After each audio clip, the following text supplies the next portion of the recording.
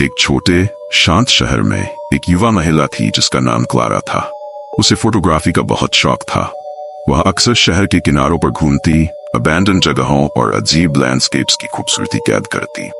एक दिन उसे जंगल के किनारे एक पुराना खंडहर जैसा घर मिला जिसकी खिड़कियां टूटी हुई थीं और दीवारों पर बेलें चढ़ी हुई थीं।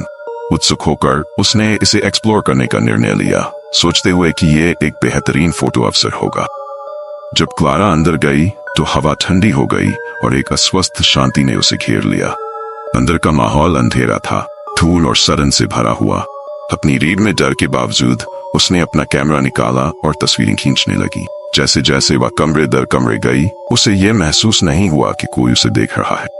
ये एहसास और भी बढ़ गया जब वह एक छोटे से बेडरूम में पहुंची जहां रोशनी मुश्किल से गंदी खिड़कियों से अंदर आ रही। कमरे के एक कोने में उसने एक पुराना दर्पण देखा। इसकी सतह दरकी हुई और मैली थी, लेकिन क्लारा का ध्यान इसकी ओर आकर्षित हुआ। उसने दर्पण की ओर कैमरा एम्ड किया और शटर दबाया। फ्लैश ने क्षण भर के लिए कमरे को रोशन किया और एक पल के लिए उसने अपने पीछे एक छायादार आकृति देखी। वह तेजी से पलटी, लेकिन वहां कुछ नहीं था। कमरे के एक कोने में उसने एक पुराना दर्पण देखा।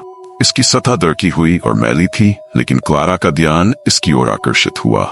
उसने दर्पण की ओर कैमरा एम्ड किया और शटर दबाया।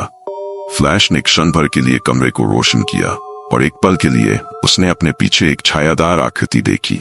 वह तेजी से पलटी, लेकिन वहां कुछ नहीं था। जब क्लारा घर लौटी और तस्वीरें अपने कंप्यूटर पर अपलोड की तो उसे जो कैद किया था उसे देखकर वह उत्साहित थी। लेकिन जब उसने तस्वीरों को स्क्रॉल किया तो उसका उत्साह डर में बदल गया। आखिरी तस्वीर में जहां वह दर्पण के सामने खड़ी थी, वह छायादार आकृति वहां थी। उसका चेहरा विकृत मुस्कान में था और उसकी आंखें खोखली और अंधेरी थीं। घबराहट उसके उन पर सवार हो गई। क्लारा ने उस तस्वीर को हटाने का निर्णय लिया, उम्मीद करते हुए कि इससे जो अंधकार है वह मिट जाएगा। लेकिन जैसे ही उसने डिलीट पर क्लिक किया, स्क्रीन काली हो गई। उलझन में उसने अपने कंप्यूटर को पुनरारंभ किया, लेकिन जब वह चालू हुआ तो हर दूसरी तस्वीर गायब थी। सिर्फ वही एक तस्वीर बची थी। डरी हुई उसने उस तस्वीर को अनदेखा करने की कोशिश की, लेकिन यह उसके विचारों को परेशान करती रही। उसे घर लौटने की एक अजीब खींचतान महसूस हुई, यह सोचते हुए कि आकृति किसी तरह उससे जुड़ी हुई थी। अगले दिन उसने वापस जाने का निर्णय लिया, उसके सीने में भारी डर के साथ। जब वह फिर से पुरानी घर में गई तो वातावरण अलग लग रहा था, भारी और अधिक दबाव वाला। उसने बेडरूम में वापस जाने का रास्ता बनाया। दर्पण एक बार फिर उसे बुला रहा था।